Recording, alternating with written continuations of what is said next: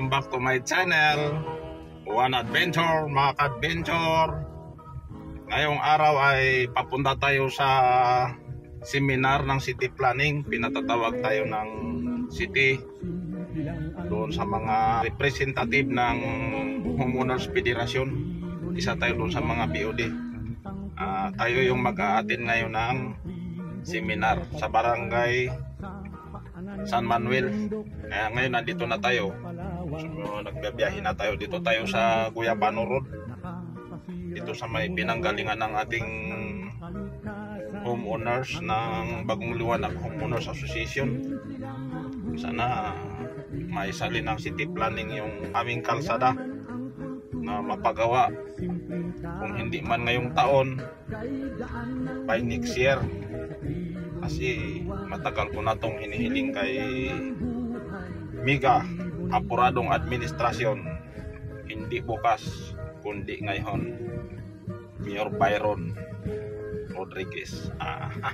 Sige, malapit na tayo dito sa highway. Abangan ninyo, basta't samahan ninyo ako mga ka-adventure.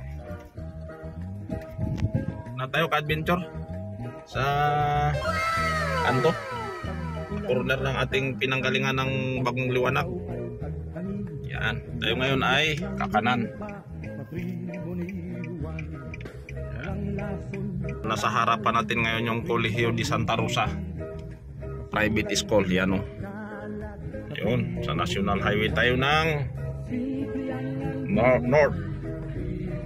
Punta tayo ngayon ng bayan. Nakaharap tayo sa pupuntang bayan ng Puerto Princesa.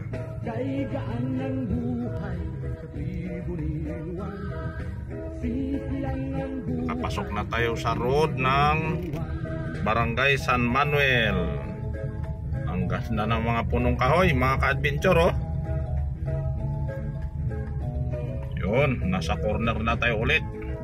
Ngayon kakanan tayo para makita natin yung sinasabi na Ikisi. Doon yung seminar eh. Kakanan. Yun. Abante.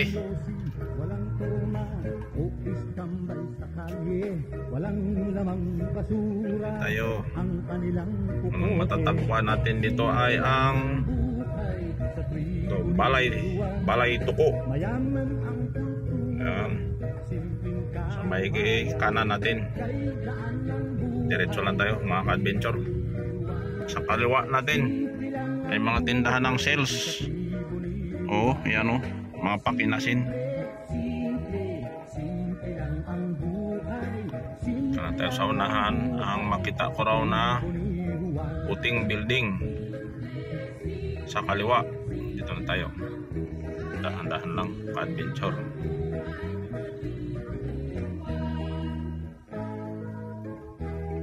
Dahan-dahan. Ito. Ano kaya yun? Saan kaya yun? Hahay. Ito na kaya ba? Yan ba? Chor, nandito na tayo. Ito, dyan. Itong building na to. Palay puti, nakita natin doon. Ikisi. Bababa tayo. Dadalahin din natin itong jacket natin. Malamang malamig yung aircon. Siba tayo, tuloy tayo ka-adventure. Ikisi. Mga ka-adventure oh. Maakyat tayo, ka-adventure. Mukhang nalit na naman yung ka-adventure seminar. Kamera na yun.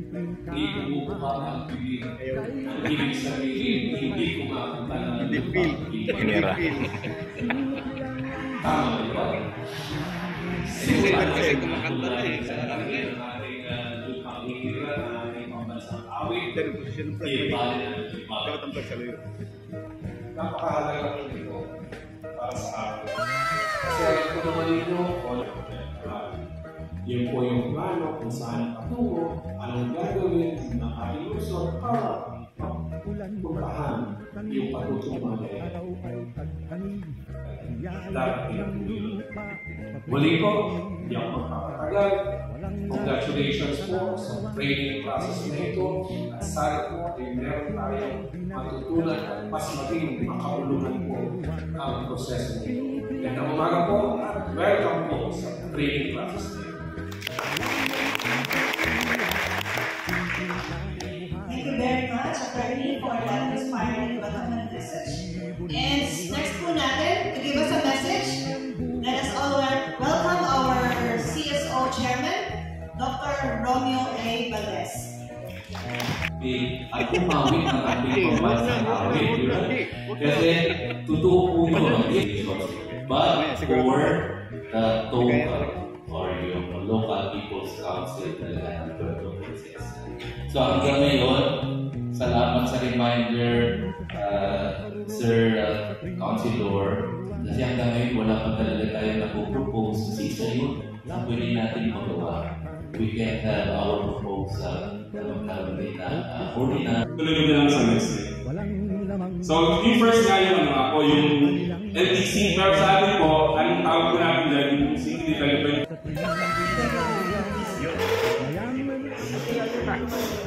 Tuwa sila, rest muna, pahinga muna.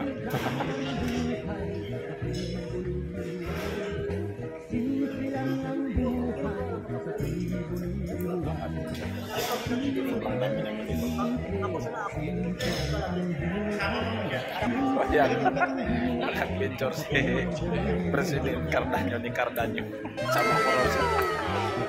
I-picture ko muna. 1, 2, 3. Oh. So yun po yung objectives natin for this activity. May activity tayo, adventure. Yan po. Sabi natin, gagawa tayo Team. maintindihan Ito yung natin team yung namin, vision. Magic So 5. ano ba yung vision? Ini-idea ko from Group 1. Ano po yung pangalan ng ating group?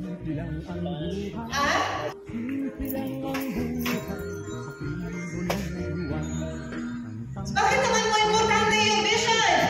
Adventure lunch time now. Kapila tayo, mga adventure. Oh, smile.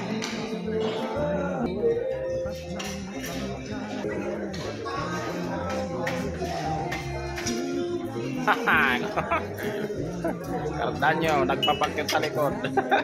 Kapila, para makita natin itong mga masisigasig na mga kasikas ba yan? Ano yan? Pangalan nila?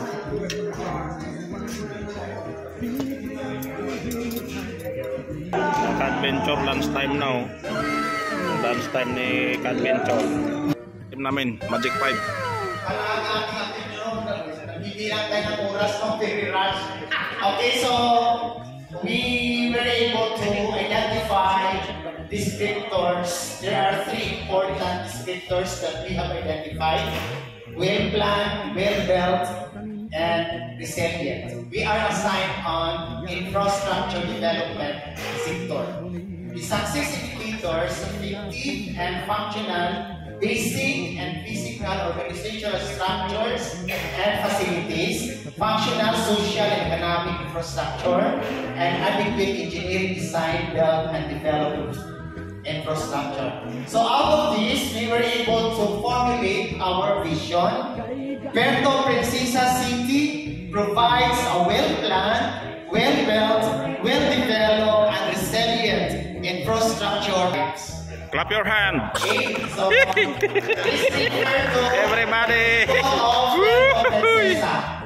We were able to formulate our goal out of the vision, develop suitable infrastructure projects to the community. And the objectives that we were able to derive: provide environment-friendly technology in digitalization system for community. So that's all, and thank you Very much. much. Yay! Bigyan po natin sila ng Fireworks Club. Ano yung Fireworks Club? Pag Pinoy ko dito, Nagaling talaga ka-adventure ng team namin, Magic 5. Pinoy ko dito, 1 club. Si ka-adventure na gawa ng sulat niyan, ng pangalan. Wala, ng pangalan ng Magic 5. Okay, 1, 2, 3, go! Yes, thank you sa mga palakpak ninyo. Si ka-adventure ang gumawa ng pangalan, Magic Magic 5. Venture yan ay team naman ng Madarasig. Kung sa Tagalog, mabibilis. Nag-present sila ng kanilang planning vision. Person po na naatasan dito. Nag-isip po kami ng idea kung paano namin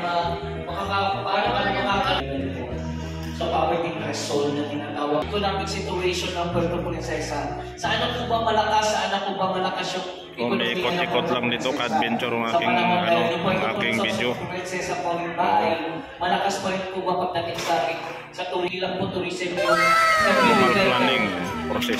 Itong meeting na ito ka-adventure. Malaking ekonomiya kita sa Puerto Princesa. At isa rin po yung kinukonsider namin na bakit medyo alangan. At sa lahat ng bansa na nanarating ang ating program, puputulin muna natin ang ating program at meron tayong reporter at ikukwento niya kung ano nangyayari sa kasalukuyan dito sa AKC Activo. Ang ating reporter, si Reporter Saed. Pasok! Hapon po sa ating lahat.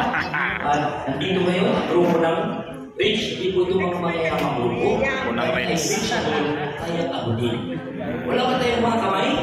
Mayroon. So, ang aming grupo ay binubuo ng iba't ibang sectors, but ang napili namin, ang mabigay sa amin ay social services. Sa social services, nagkaroon kami ng 5 descriptors. Accessible, sustainable, transparency, and responsive. 4, sorry. So, these descriptors, through our sources, success indicator, magkaroon kami ng post-dead information. Alam natin ang social services, it must be equitable, reachable, and very attainable. Post-dead information, 100% people must avail the social services. For the sustainable people, sa transparency naman, there should be always post na kailangan ng mga constituents natin.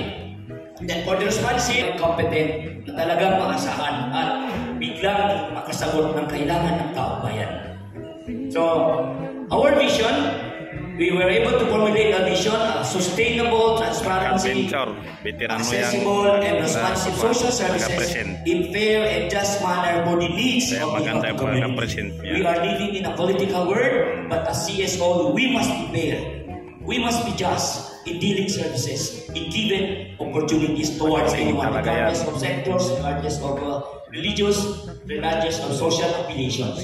That is group 4. And for our goals, salamin ko. Saan salamin?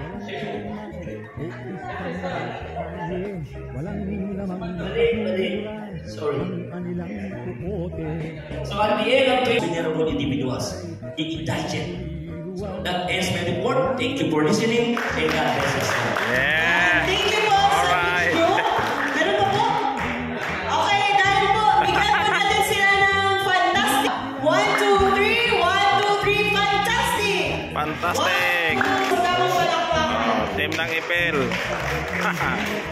Malapit na sa kamakong Ipil. Ipil group lang po kami.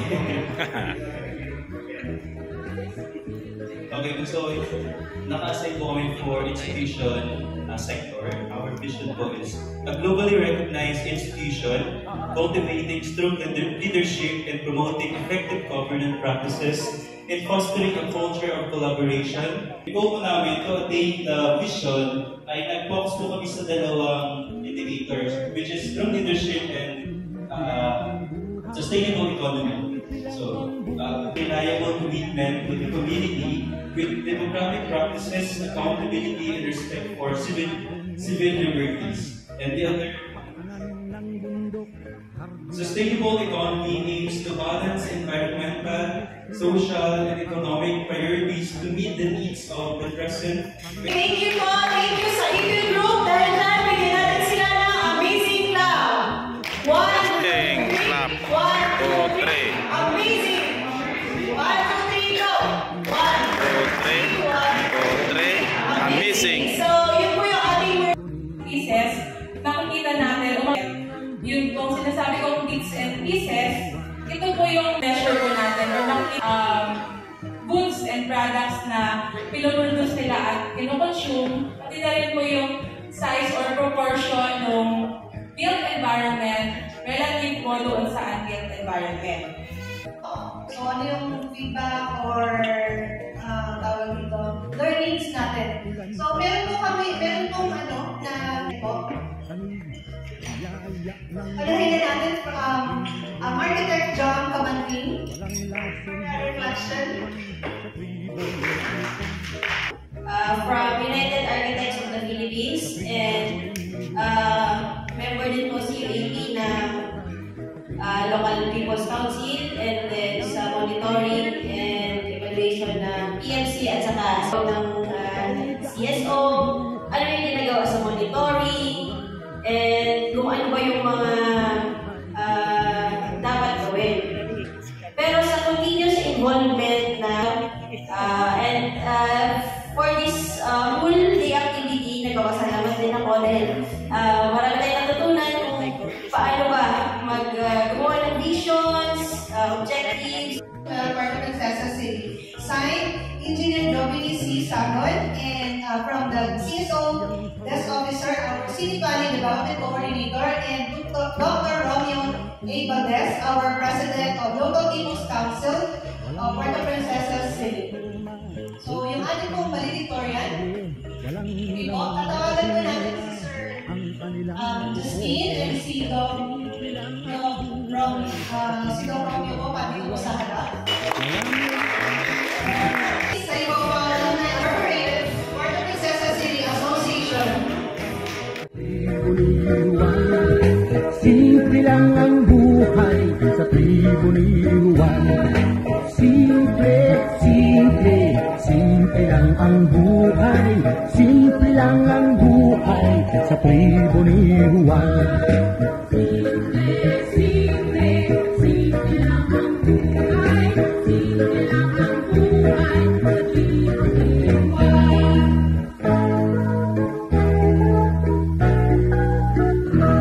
Fulfilled po yan, Adventure Transport.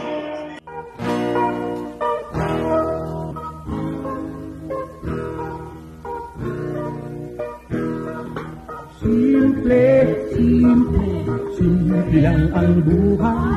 Simple lang ang buhay sa tribo ni Puerto Princesa City Credit Surety Fund Cooperative. ng tribong natagpuan sa paanan ng bundok, hardin ng Palawan. Wala doong industriyang nakapasira sa mundo. Palawan Halal Development Council. Ang kanilang gobyerno. Sir, thank you po.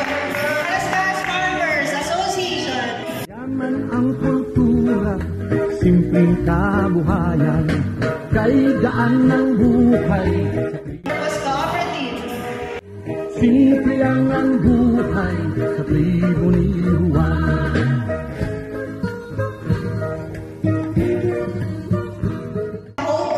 Puerto Princesa Homeowners.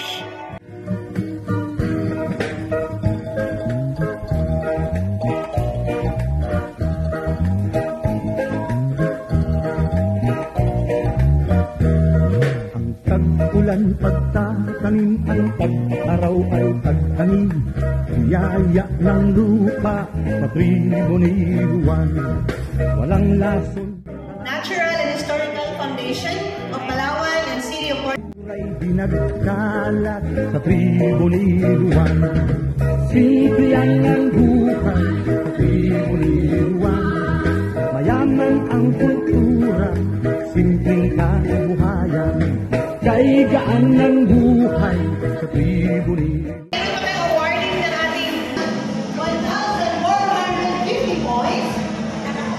Sino kaya? Yan mga ka-adventure. Nakatapos na yung aming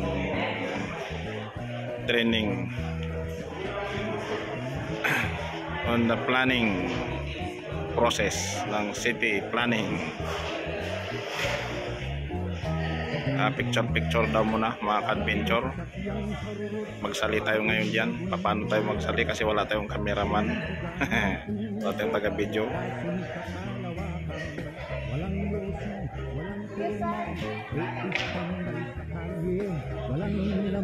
Sobrang dami, adventure.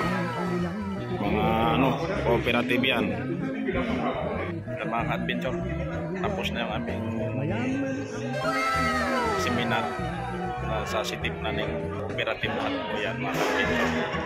So maraming salamat, hanggang dito na lang. Paki-like, share, comment sa aking video. Subscribe na rin po. Please support my channel. Bye-bye. Maraming salamat po.